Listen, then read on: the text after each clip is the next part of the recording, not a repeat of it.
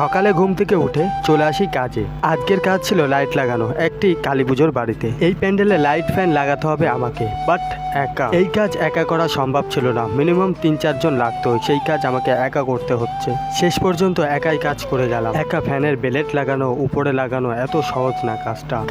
কাজের শেষে মালিকের কাছে টাকা চাইতে গেলে বলে আজ না কাল দেবো। আজকাল করতে করতে কতদিন যে বেরিয়ে যায় তার কোনো ঠিক ঠিকানা হয় না। তবুও আমি গাদার মতো খেটে যাই কটা পয়সার জন্য। যাই হোক, আজ বাদে কাল তো দেবে, এই আশায় থাকি আর কি। আমি পার্ট টাইম কাজ করি, যখন যা পাই সেটাই করি কাজ। সম্পূর্ণ ফ্যানের কাজ শেষ করে এখন লাগাবো লাইট। আর এই লাইটটি এখন ঝোলাতে হবে আমাকে একাই। বারবার কতবার উঠতে হচ্ছে। সারাদিন কাজ করার পর একটু পর পড়তে বসার চিন্তা ভাবনা করি।